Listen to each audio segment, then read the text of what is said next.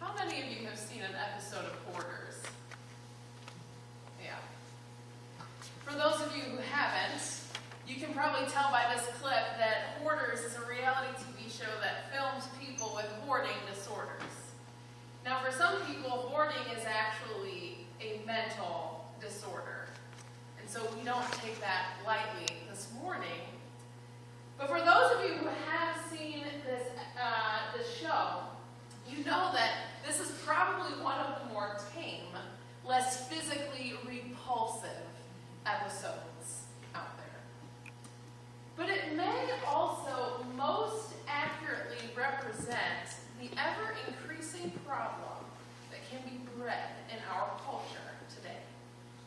The incessant need for more. That's not something any one of us are exempt from. Today, we're talking about Wesley's second rule for money. We know that the first rule was earn all you can. Wesley's second rule is save all you can. Now, Wesley believed that the act of saving is a responsible and good habit to be in. But like any other thing, hoarders is an extreme example of saving gone wrong. The danger of saving beyond what is necessary, which stems from this impulse to always want more. And dare I say that while most of us wouldn't consider ourselves to be hoarders, we are all acquainted with the impulse for more. There is a fine line between saving and hoarding, and where that line is drawn, almost nobody knows. Because at the heart of saving and at the heart of hoarding, there sits the same desire. The desire for self-preservation. To make sure that our needs and the needs of those closest to us are met. Now that in and of itself is a holy desire. It's what Jesus was getting at when he told that story of the businessman who chastised his servant for not investing his money into a bank where it could earn interest. But what differentiates saving from hoarding is that uncomfortable question that we all have to answer. What is it that we really need? Our passage this morning begins with the Israelites staring straight out into the wilderness, consumed by their own need. God has led them out of slavery 2.5 months ago, and when they first crossed that sea floor on the way out of Egypt with the rushing waters on either side of them, it seemed kind of symbolic. Like it was just waiting to wash away their previous life, separating them from their days consumed by wanting, and ready to refresh them with land and life and liberty. The path that Moses had chosen for their journey toward God's promise wasn't exactly an easy one. Trekking through the desert never really is, what with their sandals sinking into the dunes and the sandy wind whipping at their faces. But they pressed on in eager anticipation for days and then weeks and then months. We meet them 2.5 months later, staring out desperately into the wilderness, barren land on all sides of them. No plant life, no animals, nothing except for maybe the tough, wiry plants that you and I might mistake for our autumn little twigs that are lying broken in our backyards at this time of year. That's all that was around. Hadn't seen an animal for miles. Moses and his people just announced that their food would be rationed. And with their faces burned by the sun and their mouths running dry, the Israelites do the only thing they know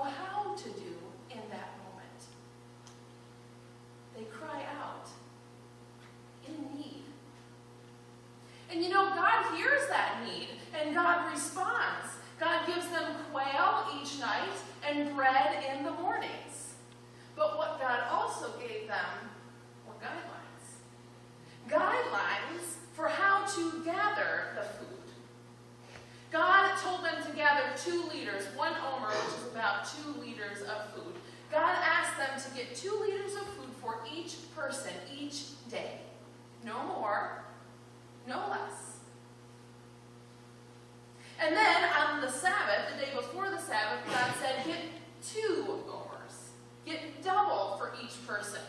No more, no less. God gave the Israelites permission to save. To save for their daily needs. And to save to make provisions for the future. Saving wasn't the problem. What God was warning them against was hoarding. It's easy to see, at least for me, why the Israelites didn't listen, though. When we grow up accustomed to being consistently reminded of how much we don't have, it's easy to miss that fine line between saving and hoarding. The Israelites were a little skeptical that God would continue to supply for their needs. Sure, on that first night, God did what God promised, but who knew how long that would really last for? They didn't know how much they really needed because they weren't sure that the food was going to be there the next day.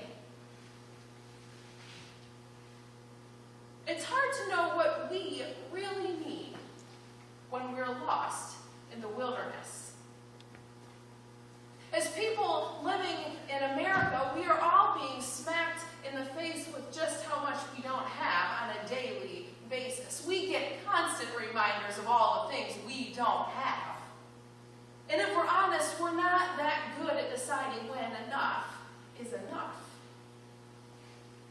Even for those of us who make enough to live a comfortable life, or at least enough to get by, our own wilderness lets us know, perhaps from minute to minute, of the endless opportunities there are for more.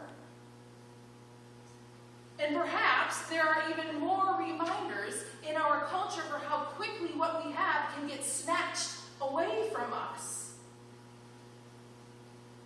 And so for some of us, our response to that is to hoard things. We become so accustomed to a certain lifestyle that anything less would send us running to Target in a panic. In search of the newest toy or the coolest gadget or pair of shoes, we take and we spend and we don't necessarily save. Because we bought into this lie that having more makes us more significant somehow. For others of us, we hoard money. Maybe we resonate deeply with the Israelites' experience of not having enough, whether you have a lot or a little. And sometimes we compare ourselves to the prosperity of other people. Maybe we fearfully gather up all that we do have and we don't invest it in ourselves or in our neighbors, because when the rubber meets the road, we're not sure we will have enough. Still, for some of us, we hoard things like control or authority, because we're afraid that we give it up. Somebody else might take so much of it that we might be robbed of our wealth or our safety or our freedom. Just like the Israelites, it is so easy to step over the line from saving to hoarding. Because at the heart of things, we don't like and sometimes trust God's assessment of what we really need in this world. The Israelites, they didn't like God's assessment of what they really needed. And so the Israelites took it upon themselves to decide how much was enough and the lines they would cross to ensure that they got it. God said that what they really needed was 1 day worth of food and to save some for others. But what they decided they needed was 2 days worth of food, and so they took from someone else in the community to get it. God said that they really didn't need to save more than what was necessary because God would provide for the next day. But some of them under their mattresses, saving it for a rainy day instead of investing it. and their children or their livelihoods as God had asked. God even said that they didn't need to come out to work in the fields on the Sabbath. What they needed was to spend time with their families, to rest, and to pray. All they had to do was just save a little bit more and they would be okay. But if you Israelites thought that they could gather a little bit more and then go back out on the Sabbath and get ahead of the rest of the community just a little bit by gleaning some extras, they neglected a whole lot of really important things they needed, because they were so consumed by the anxiety of never having enough. And ultimately, their efforts did no good. Scripture tells us that it all turned to rot anyways, and they walked away empty-handed.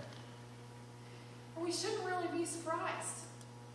Anytime we choose not to trust that God knows what and how much we need, and instead we take it upon ourselves to prioritize our own needs, life as we know it, whether our families or our relationships or our communities or our own health, all begins to rot away.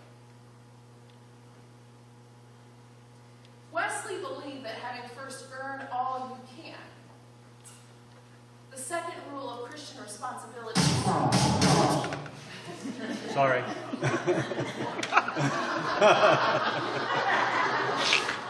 Wrong slide. Second rule of responsibility is to save all you can. But Wesley knew that as people earn all they can, it becomes easy to forget when enough is enough. Wesley said, don't throw precious talent into the sea. Don't throw it away at idle expenses, which is just the same as throwing it into the sea. Expend no part of it merely to gratify the desire of the flesh, the desire of the eye, or the pride of life. See, Wesley believed that the point of saving was so that we could use our resources for the delicate balance of meeting our daily needs and the needs of the world around us. Saving has to do with recognizing the blessings that God has given to us in this world and choosing to become responsible to it, to care for it. And believe it or not, there is a way to save that helps us cultivate attitudes of gratitude for the things in life that really matter. Our relationships, the world around us, rest in God's faithfulness. There are ways to cultivate these attitudes of gratitude instead of attitudes of fear. Out of gratitude, we respond. That is what the point of saving is. Out of gratitude for what we have earned and have been given, we respond.